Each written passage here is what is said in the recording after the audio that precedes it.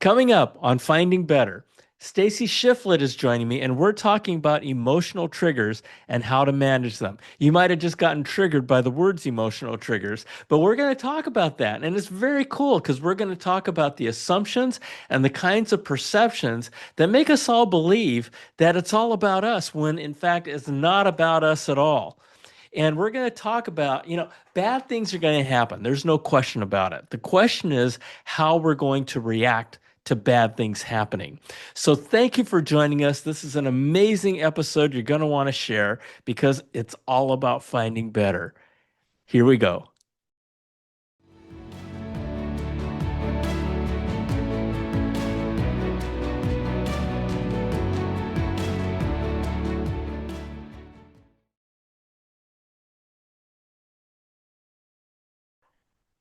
Hello, hello, hello, and welcome back to our Finding Better podcast. My name is John Suzuki, and I am your host. And this is where we share real life experiences and wisdom because, sometimes the best path to success is to follow in the footsteps of people who have been there and done it. And so that's what we do here. We don't talk about opinions, we don't talk about theories, we don't do academics. It's all about real life experiences that hopefully you can learn something from. My guest today is Stacie Shifflett, and we're going to talk about navigating your emotional triggers. Ooh, okay. We're going to talk about a whole bunch of other stuff, but that's where we're going to start. And so here's the thing. I want to get this straight. So Stacie is a founder and CEO of Modern Consciousness. Okay.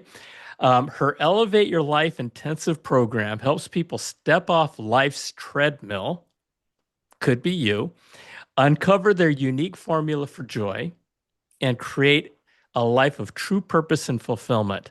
Stacie, welcome to Finding Better. Thank you for joining me. Thanks, John. I'm thrilled to be here. What I just said is a pretty damn tall order, right? I mean, Yes. helping people uncover their unique formula for joy and create a life of true purpose and fulfillment. As we go into this, what do you want my audience at the end of all this to walk away with? That they can do it. It's a possibility. It truly is. We are the masters of our lives. We can rewrite our stories, and our future is ours.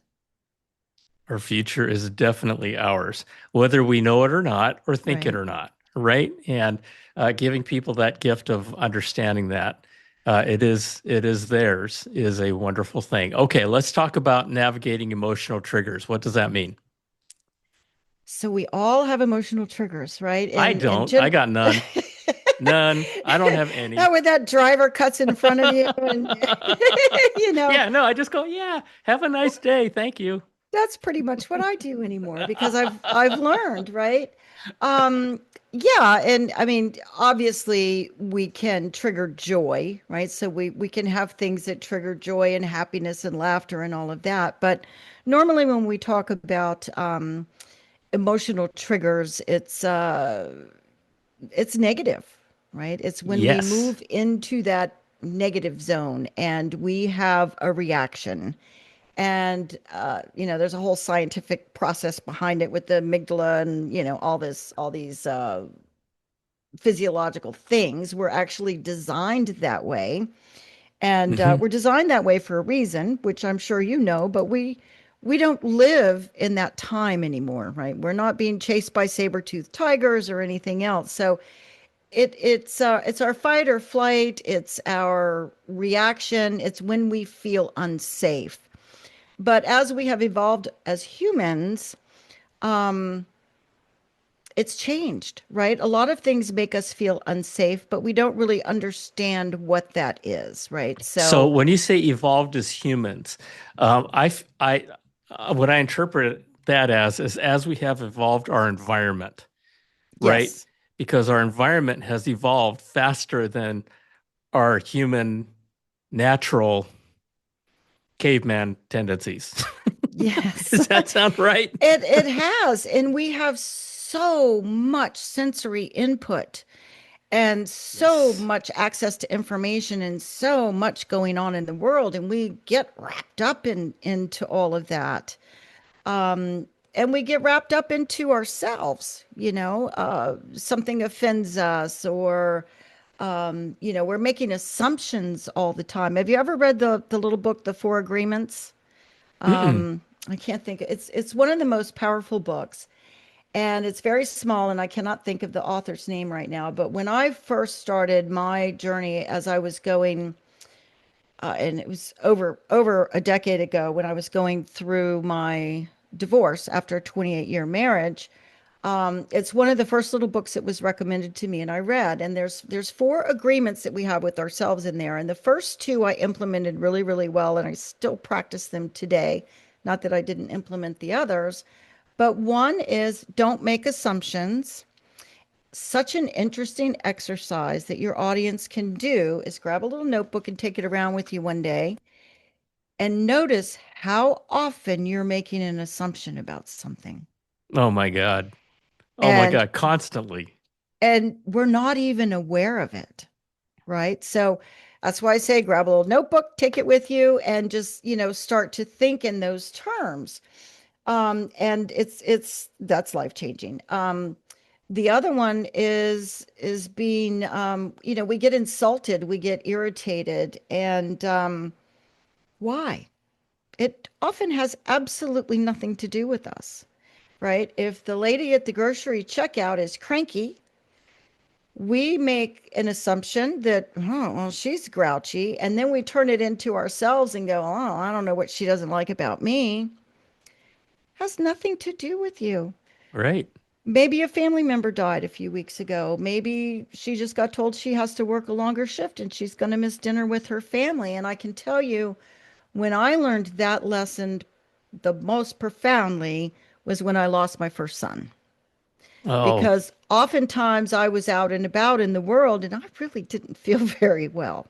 I was pretty emotionally battered. I was going through grief, to the nth degree. It was a very long time ago.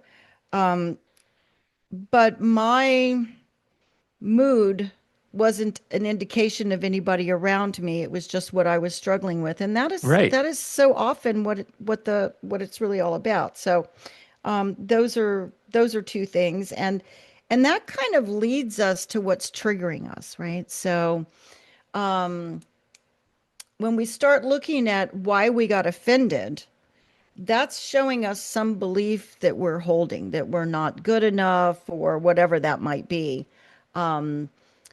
People don't like me or whatever. I don't know. It can be anything. And so when we start paying attention to those things, right, our assumptions let us know our biases, and it's best to drop those, most of those, right? Or at least be aware of them so that you're choosing consciously. And the same thing about being offended. It leads us to the little beliefs that are all wrapped up in our subconscious mind about ourselves and about the world. And solving those, if I had only one piece of advice for people, it would be to explore those with open curiosity, figure out what it is, and then unravel it because they really are waypoints on our treasure map to joy.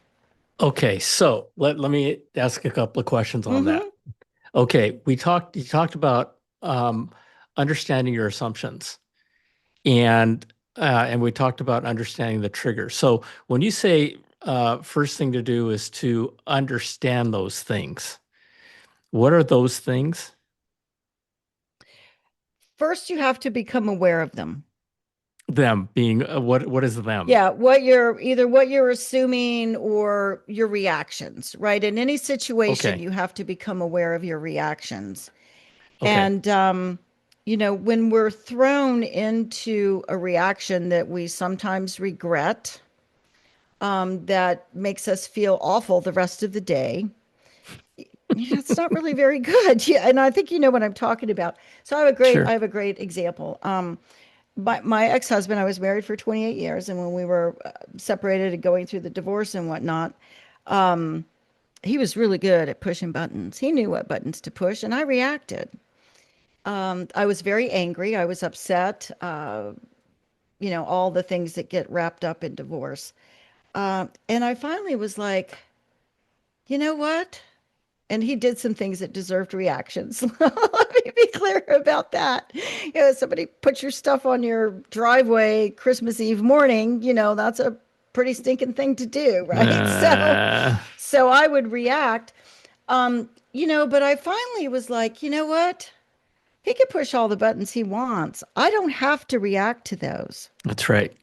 So what I did was, in my mind, I thought, okay, I'm just going to create a standard response. And my standard response would be, oh, that's really interesting. Well, I guess at least one thing, you're consistent. Now, in my mind, I meant consistently a jerk. We'll just say Hmm. that so we don't. But he didn't have to know that. I'm just, oh, well, at least you're consistent.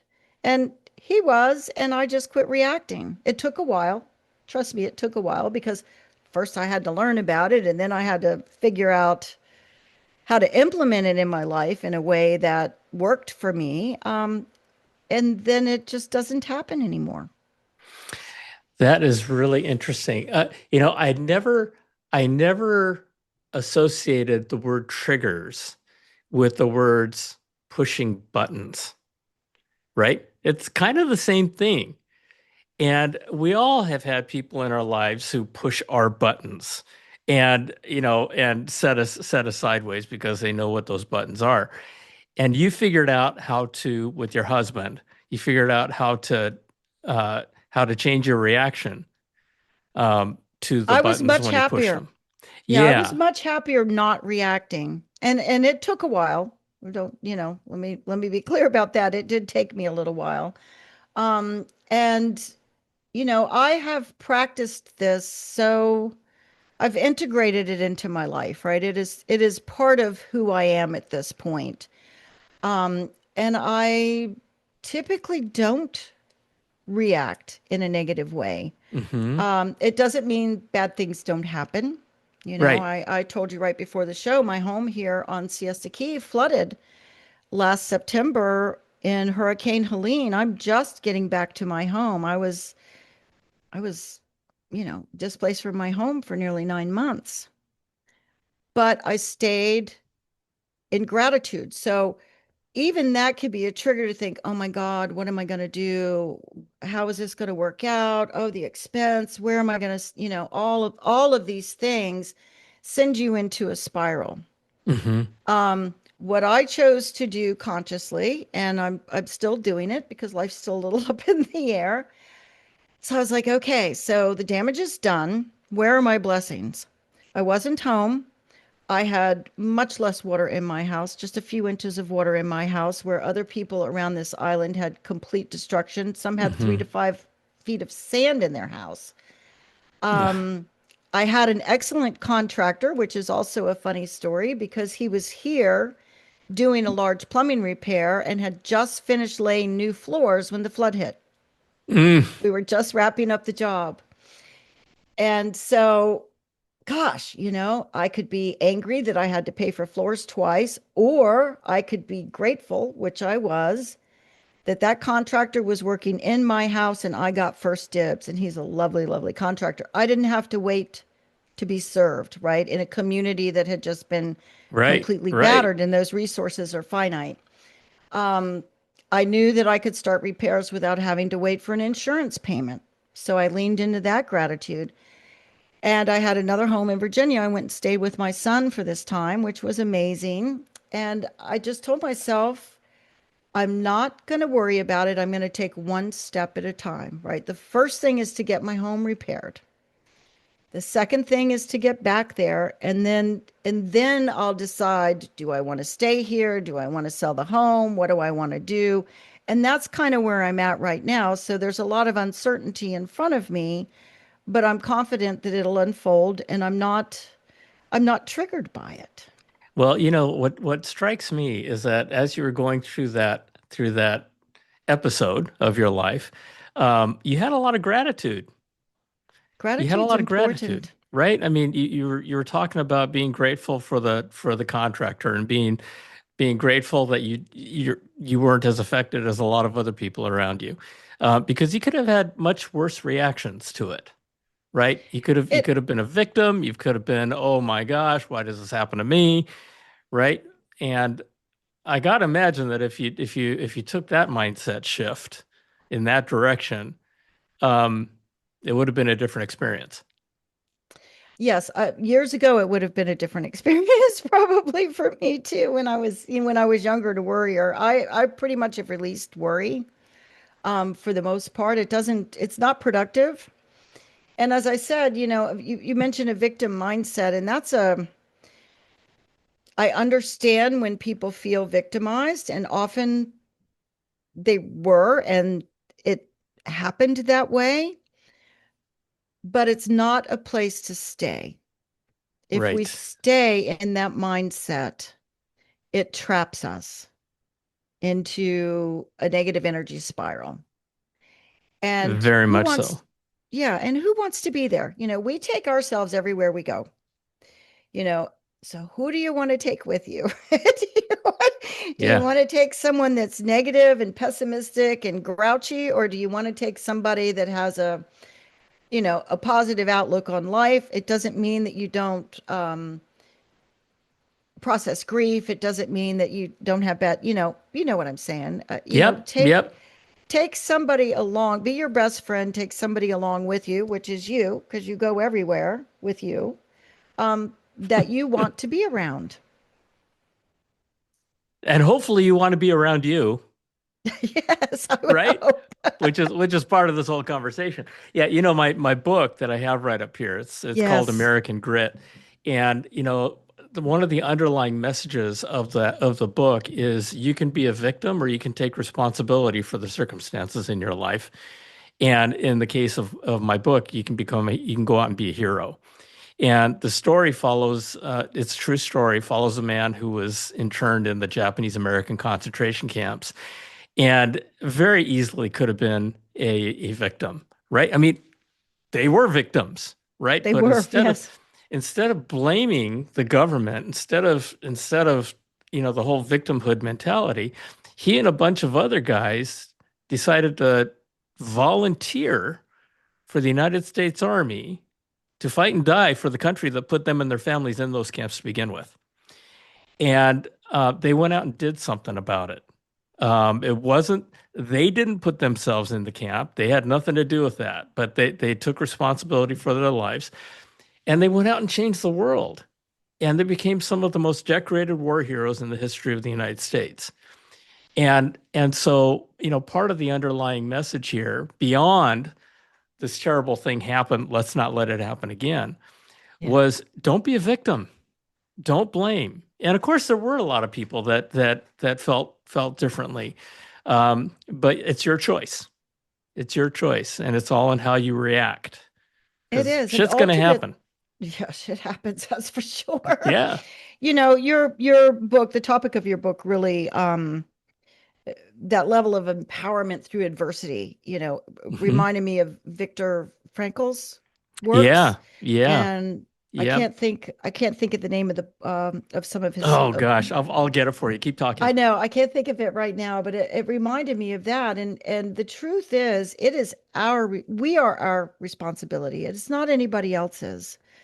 Um, and and we have to Man's accept Search that. for Meaning.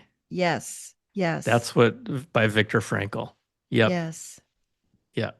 And So, the yeah. topic of your book reminds me of that, and how we find meaning even in the hardest of circumstances, right? So, um, you know, I'll give you another real life example, and I feel called to talk about it. I mentioned that my first son had died, Hmm. and it was a long story. He was born, everything was fine until it wasn't. He was born Mm. 7 weeks early. He had some defects, ended up in open heart surgery, and he never made it. He never made it home. So I lived in the NICU Oh. for about a month. But through the process of grieving, and I call that going to hell and coming back, I was very lucky to come out of that. One of my doctors at the time wanted me to go to a grief counseling group session. And I went. And during the time I was there was a gentleman that spoke. His wife was not with him. And this was probably at least a couple months, probably into my grief process, I think. And his wife wasn't with him, and people in that group had lost children for of all different ages and for all different reasons.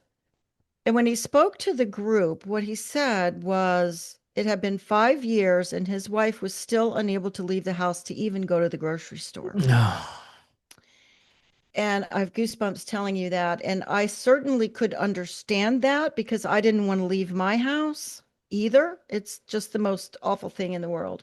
Like, But at the same time, I walked out of there going, that's not the life I want to live.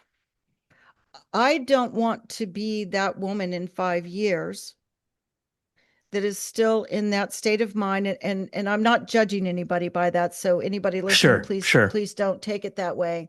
Yep. But I have a pretty logical mind most of the time. And I was And like, and and and and again, your life is yours, right? yeah. I And I was mean, like, I don't want to be where I'm at in this state of grief forever. And so I chose not to. And it still took some time for sure. I had the support of my parents. I was married at the time. And I had some support from my ex-husband as well, of course. But I remember the first day going back to work and I just was like, oh my God, I don't want to go. I just don't want to go. And I didn't want to go because I knew because everybody yeah. wants to say something to Yep, you. yep, yep, yep, yep. You just want to say, don't, just just don't. Yeah, just yeah, give yeah, me a hug. It's okay, I'm good. yeah, We'll get through this, and thank you for being there. And people say so many things to you that they mean well and they're really not received well yeah, because our yeah, worldview is different than theirs. But I think that's a good example of that, where we make the choice um to change our outlook, our mindset, if you will, right? And it's not always easy, but when we get to that, when we have that epiphany and it's like, oh, yeah, I need to do something because it's my responsibility. It's not anybody else's yeah, responsibility. yeah. There's I'm paraphrasing actually a favorite saying that I can't think of right now, but I'm paraphrasing that, it's not about fearing what's going to happen because shit's going to happen. It's about how you're going to react to Yeah. it when it happens. And yeah, it's tough. It's tough. And so a question I have for you, because I can't even imagine the experience of losing a child. I just can't. I've got two kids. I've got three grandkids. I've never I just can't imagine. But that kind of I gotta imagine. I can imagine that kind of situation, much like the lady who for 5 years didn't want to leave the house, right? You can find yourself in a never-ending spiral, right? You may have spoken about it with your experience, but I'd like clarity on how to get out of that spiral if you find yourself in it and you're like, Oh.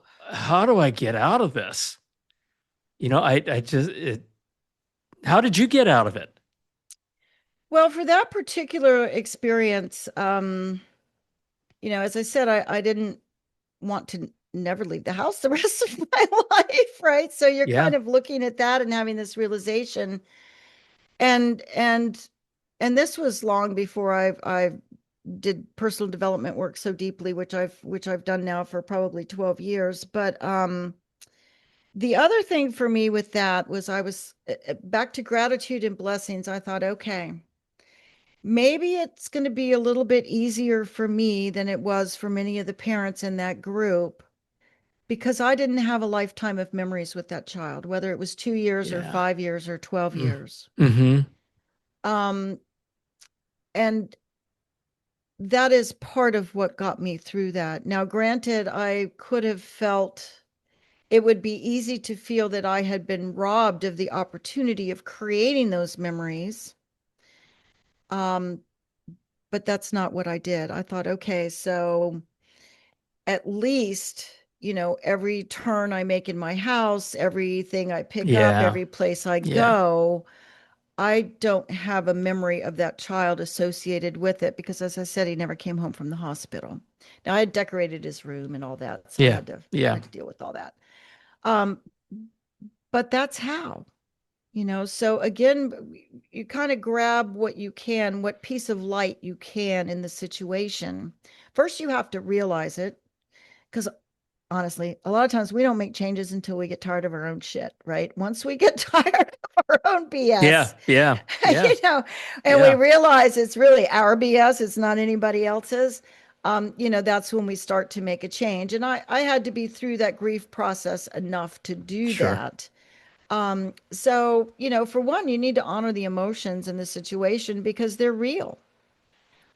And it doesn't, if somebody tells you, well, that's silly. It's not silly to feel that way. No. However you feel is how you feel. So it's very important to give yourself time to honor those emotions and process them. And you just don't stay stuck there, you know? Yeah. Yeah. Um, through the through a grief process, for instance, it can strike you months and months later, and not even for just a child. Oh gosh, I couldn't go to a funeral for a year. A stranger's funeral I couldn't go to, right? Somebody from my husband's work or something at the time, I couldn't do it. I couldn't even get out of the car because it brought all those memories back. I wasn't still grieving in that, I wasn't still in that deep place of grief, but it brought those memories back. Sure. Sure. So um so I just let them flow. I actually have that memory of we went to a funeral for some business, I don't know, person that he knew or something that we had to be. And I remember looking at him and going, I can't get out of the car. And I'm sure people think I'm a blubbering idiot sitting in here in this car. I don't even know this person. And I'm crying my eyes out, but I couldn't Mm. go in. And Sure. I allowed myself to stay in the car. I didn't judge Yeah. myself for it. I didn't, so that's how we move ourselves out. So that was me honoring that emotion. I didn't feel guilty because I wasn't going in. I wasn't in any mental state to go into the funeral. So I nursed my own grief while they all did theirs. And we got in the car and left when it was all over. Yeah. And you moved on. Oh, yes, yes. Yeah, And I had you another know, child pretty okay. quickly after that. And yeah.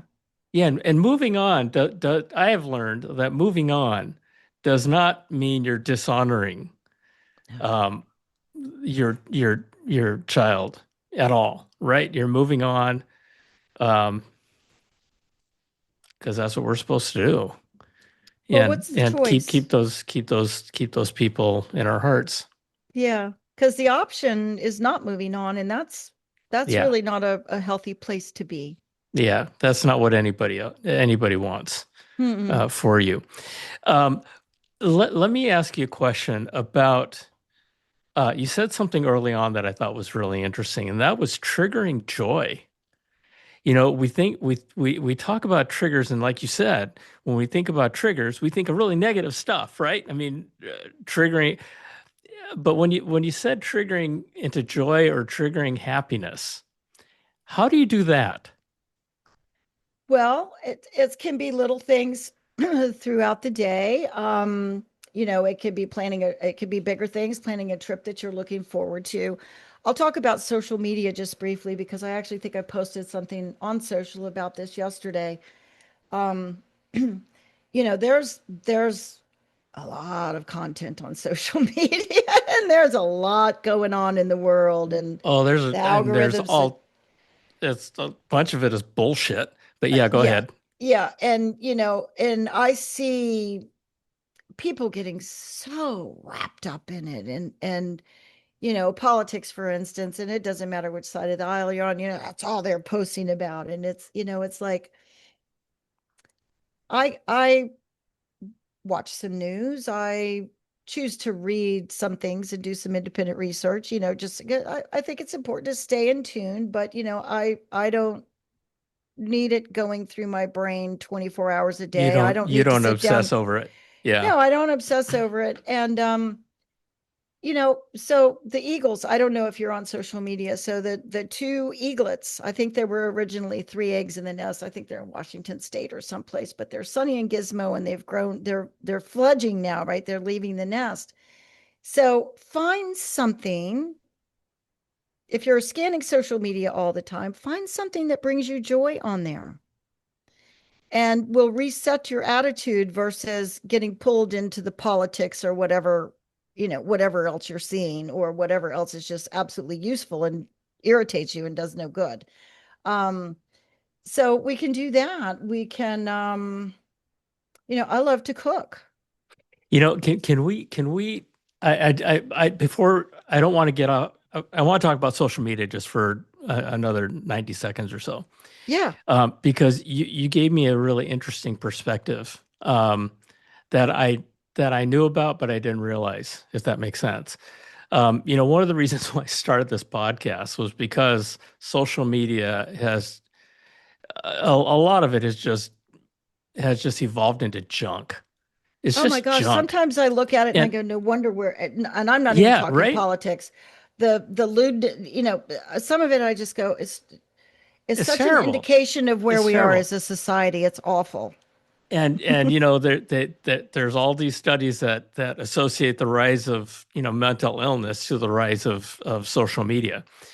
And and one of the things that I wanted to do with this podcast is to create a safe space of real information of people who want to just share parts of their lives and parts of their experiences that other people could learn from and perhaps incorporate it into their own lives.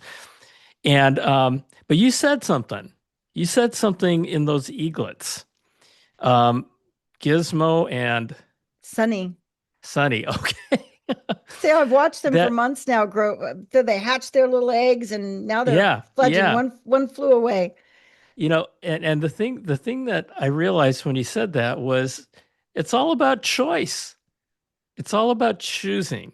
We can choose to look at and even obsess over things that just suck the life and our energy out of us, or we can choose to look at stuff that lift us, Hmm. right? And like Sunny and Gizmo, I don't know about them, but I'm going to. And so that's pretty cool. That's pretty cool. So as you obsess over social media, I just one quick story. My Sure, my sure. I'd daughter, love to.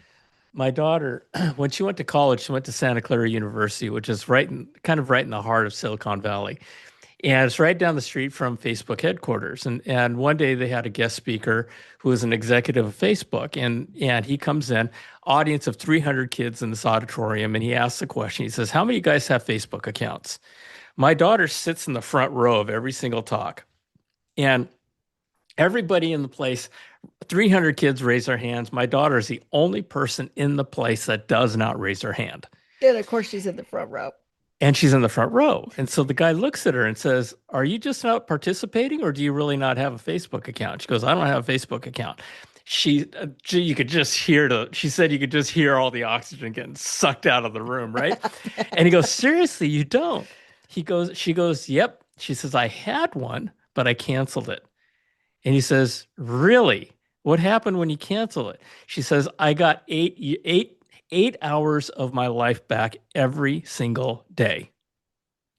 Isn't it amazing how much time people spend without even You realizing know? it? Yeah. And she said, and I Eight spent all hours. my time focused on what other people were saying about other people and mostly about what people were saying about me. She says, "I just cut it out of my life. I just cut it. I'm happier. I, I've got 8 hours of my life to focus on my studies." And that was just an amazing, amazing realization, not only for her, but for me too. And That so is a huge realization, especially for her so young, if that's a yeah, decision she made herself. Yeah. yeah, yeah. And so But fast forwarding to today, right? Um, you just said that there social media can you can choose to use social media for good, You and can. that's There's my vote. good. Yes, you can. And, there's some very helpful social media groups that are very supportive. Um, I've got a divorced women's group that I'm a member of, mostly there to serve, others, because I'm well past all of that. It Right. was a long time ago.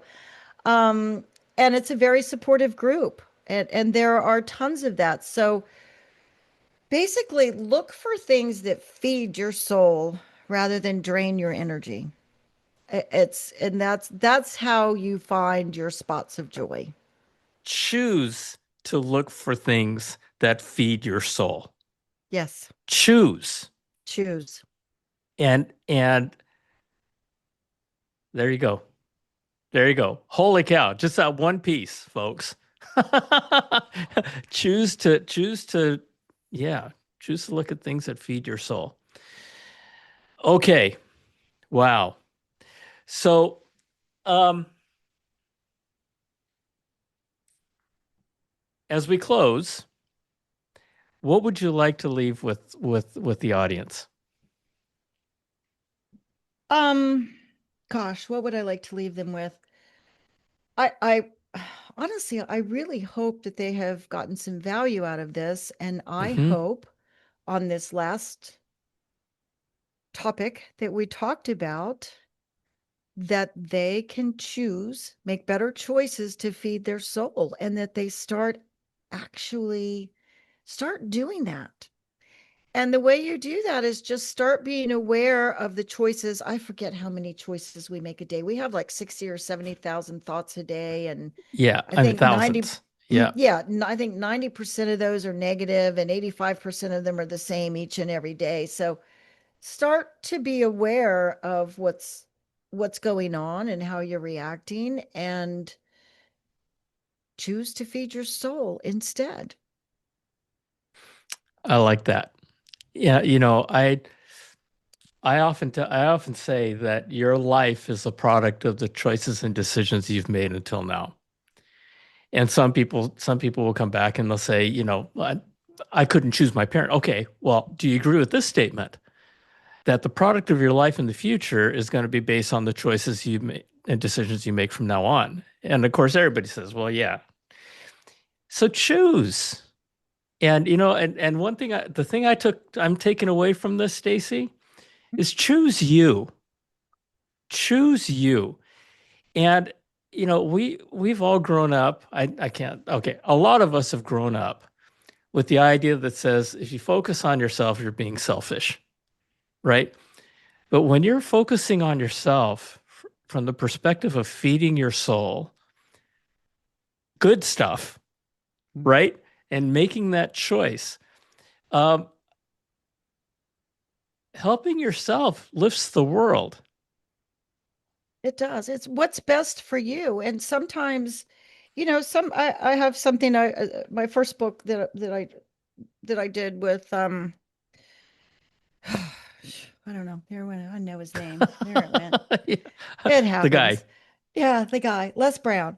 Um, you know, in that story I wrote a bit about my divorce, but sometimes the right thing to do is the hardest. Sometimes the right thing for you is the Absolutely. hardest thing to do because of the fear or whatever, right? If you're in an abusive relationship, even though you know it's abusive and you know the right thing is to get out of it, do it anyway, because sometimes the right thing to do is the hardest. You have a job you hate? Why? Why stay? The right Yeah, thing to do might be the hardest, but you will thank yourself 1,000 times over once you get through it. there you go. Do what's right for you. Yeah. Wonderful. Stacie, thank you for joining me. Thank you Oh, for thanks joining for me.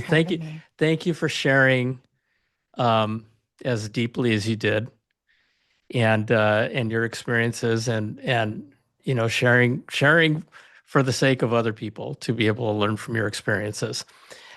Folks, thank you for joining us. I love you. God bless you.